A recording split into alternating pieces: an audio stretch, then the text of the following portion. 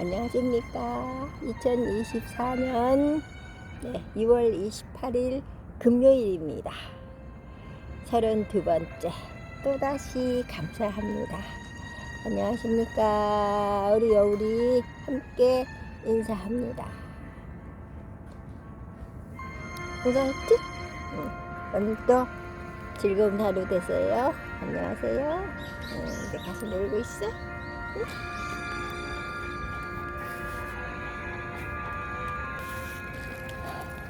즐겁고 명랑한 금요일 아침입니다.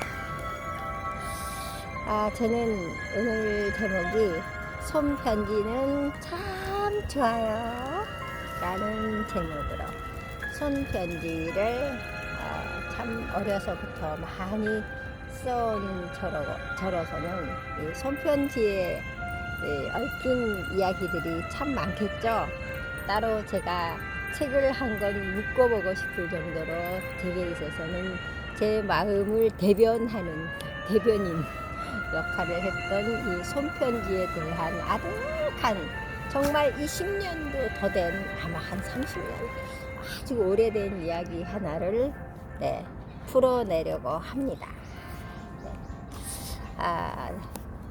평소 저는 문자 메시지보다는 이메일을 좋아하는 편이고요. 이메일보다는 오히려 포스트잇 같은데 간단하게라도 적어서 내 마음을 전달하는 손편지. 요즘은 참 손편지가 참 귀하다 그러잖아요. 손편지를 좋아하는 사람입니다. 그리고 상대방의 그 답장이 더 오래 기다릴수록 제가 당신에게 보내는 그 한마디 한마디가 다듬어지고 그래서 더 좋습니다. 또한 상대방에게 즉각 대답하라 그런 부담을 주지 않고 어느 정도의 기다림이라는 그 여유를 주는 그런 소통 공간이 있어 지나가다가 길을 가다가 빨간색 우체통 대문마다 이렇게 우편함이 다 매달려 있는 것을 보면은 문득 그 우편함 속에는 어떤 메시지들이 어떤 소식들이 들어가 있을까 하는 그저 나라에서 세금 내라는 용지가 아닌 뭐 어떤 것이 정겨운 무언가가 있을 것 같은 마음이 들어서 궁금해지기도 합니다. 예전 정말 오래된 제 학교 친구 하나가 외국에서 보낸 엽서가 있었습니다. 그런데 말입니다. 그 친구가 귀국한 후에 그 엽서가 제게 도착했다는 말입니다. 지금처럼 국제 우편이 아주 빠르게 그렇게 되지 않았던 그 옛날 아주 오랜 시절에 워낙 외진 오지에서 보낸 그 엽서야말로 지구를 아마 한 반바퀴 정도는 돌아서 무사히 제게 도착했다는 거 그거 정말 기뻤습니다.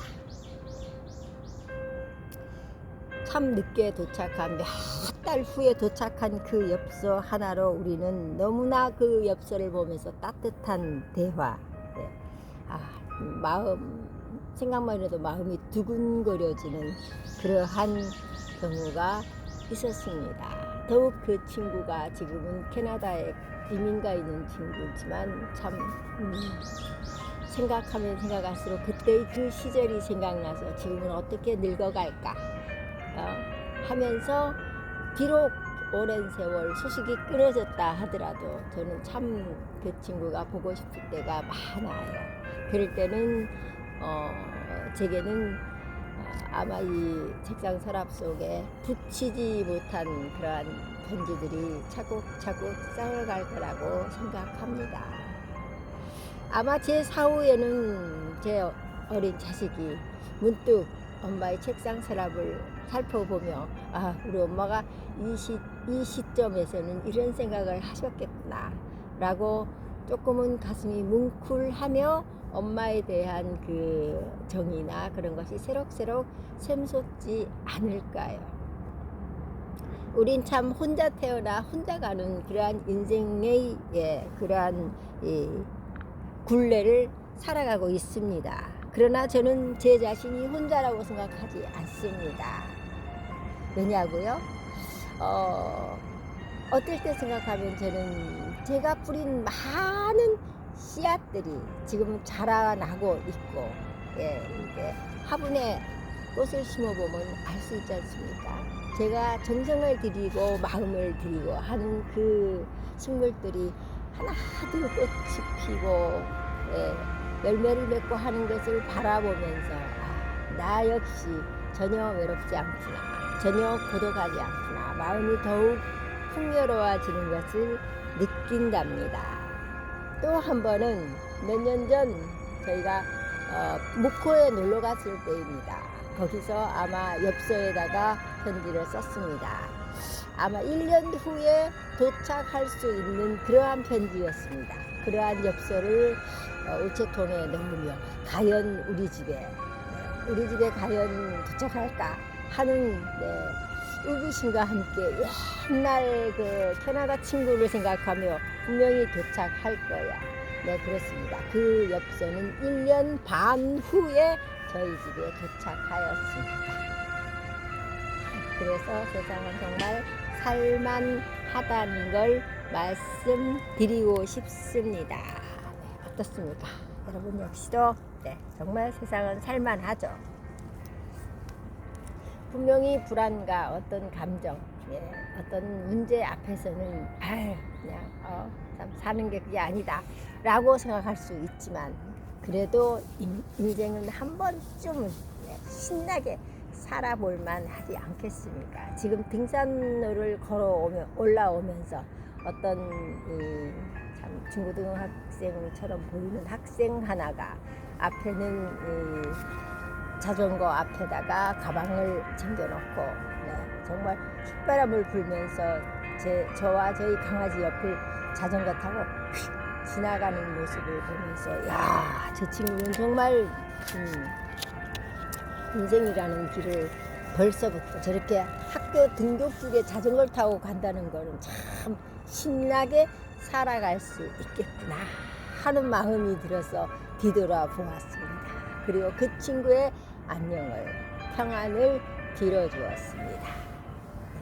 사람이 즉각적인 답장이라는 것은 그냥 스쳐 지나가 버려요. 내가 탁 하면 이게 티키타카가 된다 그러죠. 틱탁 틱탁. 그러나 오랜 기다림 끝에 내가 받을 수 있는 그 안도감, 평안함, 잘 있었구나. 그 한마디는 정말 오랜 시간 동안 내가 기다린 시간만큼 마음의 여유를 주고 그 친구를 더욱 생각나게 하는 그러한 여유분이 있다고 생각합니다. 내 노력의 조건 없이 쏟을 수 있는 그 어떤 소통, 그러한 것이 참 절실해지는 시간입니다. 우리 세상이 너무 급변하고 있기 때문에 감정조차도 이 전철을 타다 보면은 지하철에 앉아 있는 사람, 서 있는 사람, 모든 사람들이 핸드폰하고 눈을 맞추고 웃고 듣고 이런 것이 사람이 옆에 지나가도 모를 정도로 그 핸드폰 삼매경에 전부 빠져 있어요. 자기만의 세계 속에서. 갈수록 그러겠죠. 앞으로 10년 후는 더 세상이 더 급변하겠죠. 그래서 저는 참 지금 조금은 걱정스러운 것이 감정노동을 하는 사람들, 우리가 보이지 않는 어떤 공간에서 전화를 받고 있는 그러한 분들을 생각하면 그러한 분들의 애로점은 이루 말할 수가 없다고 합니다. 오죽하면 가족처럼 전화를 받아주세요, 폭언을 하지 마세요, 이런 것들을 아마 우리는 어려서 유치원에서부터 그러한 것을 보도 듣고 못한 그러한 사람들이 아닌데도 불구하고 너무나 자기의 감정을 전화통에 대고 전화를 받고 있는 사람에게 막 쏟아버리는 그러한 경우도 없지 않아 있다 합니다. 그래서 이 어떤 분의 상담 사례를 들어보면 그래서 견디다 못해서 불면증에 시달리고 그 폭언들이 괴로워서 몇 날 며칠 잠을 못 자고 그러다가 드디어 거기를 그만두어 버렸다. 다른 일을 하게 되었다는 이야기도 들었습니다. 그렇습니다. 우리가 왜 그래야 될까요? 그런 거 생각하면 많이 마음이 아픕니다. 우리가 예를 들어 공공기관에 우리가 전화를 드렸을 때 그 공공기관에 있는 분들은 우리의 전화를 받으면서 네 전화 상담 누구누구입니다 하고 자기 이름을 밝히고 아주 상냥하게 전화를 받습니다. 그럼 우리가 어떤 안건이나 의뢰건을 상냥하게 말씀을 드리고 수고하셨습니다. 감사합니다. 네, 즐거운 하루 되세요. 아니면 정신 만나게 드세요. 라든가 정말 나의 마음을 나의 친절을 전화를 통하여서도 보이지 않는 그 사람에게 그 아가씨에게 그 사람에게 전달할 수 있는 마음인 내 마음이 부자가 되고 내 마음이 편안해지는 겁니다. 다소 내가 전화를 걸었던 그 상담했던 그러한 것들이 내 마음에 내 감정에 합당하지 않았다 하더라도 전화를 받아주신 것에 대해서는 정말 감사함을 드려야 합니다. 그리고 차후 다시 연락 한번 드려보겠습니다 하는 마음으로 전화를 드린다면 우리는 너무 2조 500년 그 전에 몽고의 고려시대 삼국시대를 거쳐서 너무 많은 전쟁에 의해서 우리나라 국민들이 마음 자세가 너무 많이 피폐되어 있었기 때문에 평안함보다는 마음속에 있는 이런 감정의 굴곡이 너무 심하다고 할 수 있습니다. 참 안타까운 일이죠.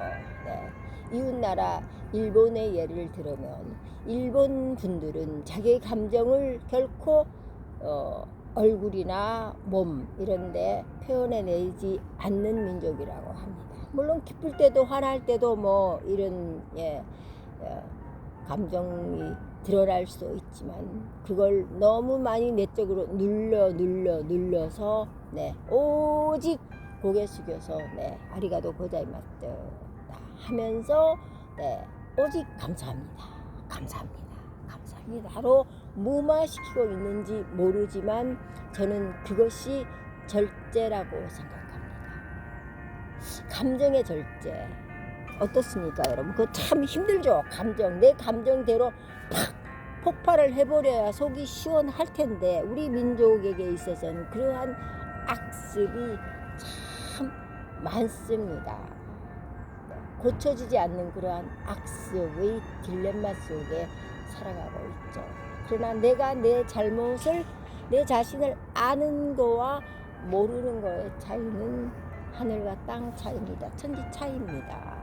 알고 있으면 고쳐지지 않겠습니까? 그쵸? 내가 내 다리가 아픈 거 아는 거하고 내가 내 다리가 영 아프고 있다는 걸 모르는 거와의 차이는 굉장합니다. 여우야 이리 와. 엄마 이리 와. 빨리 뛰어와. 그래서 제가 딱 말씀 지금 드리고 싶은 것은 이 손편지를 통해서도 우리는 상대방에게 내 감정을 내 마음을 다소 조금은 누그러뜨리는 마음으로 친구야 그때는 내가 너무 미안했어 핑계를 대는 게 아니고 자기 자신을 솔직하게 드러내면서 이러한 것은 정말 사과한다 미안해 하고 다시 한번 자기 마음을 풀어놔주고 친구 마음까지 풀어놔주는 그러한 어른으로서의 너무 어린 아이 떼쟁이 같은 어린 아이로 살아가면은 나도 힘들고 상대방에 있는 사람들이 다 힘들어해요.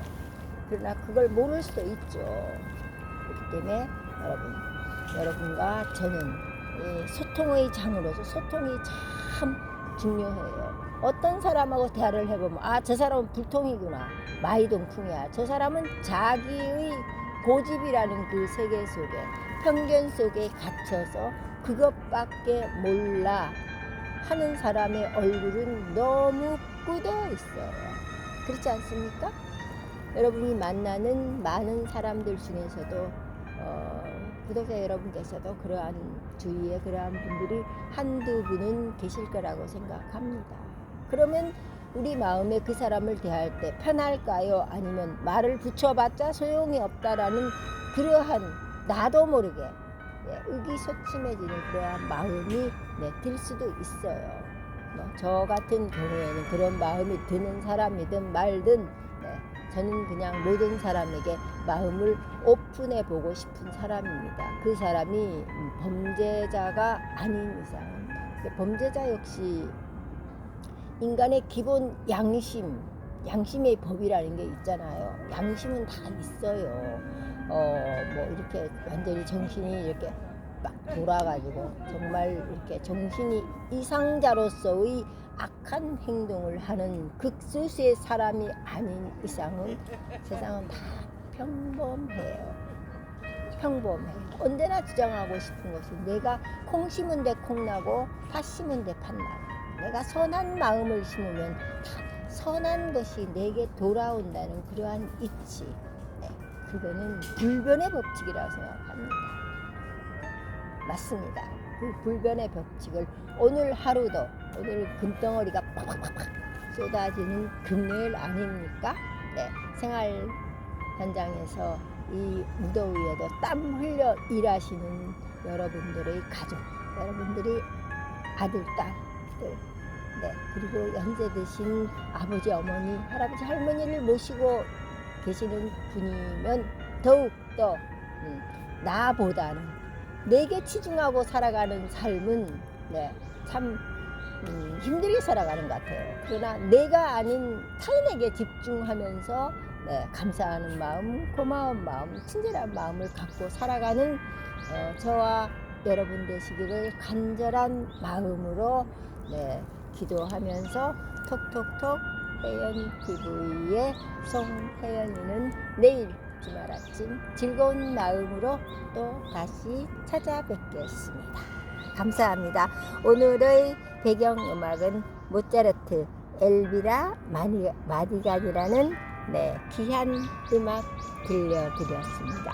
새소리도 나네요. 감사합니다. 여러분 감사합니다. 내일 다시 찾아뵙겠습니다. 지금 방송한 거는 아마 7월 초 여러분께 도착하리라고 생각합니다. 언제나 밝고 싱싱하고 싱그러운 열심히 달리는 혜연이가 되기 위하여 조금 더 한 발자국 더 어제보다 오늘보다 내일 더 나아지는 사람이 되기로 약속드립니다. 감사합니다.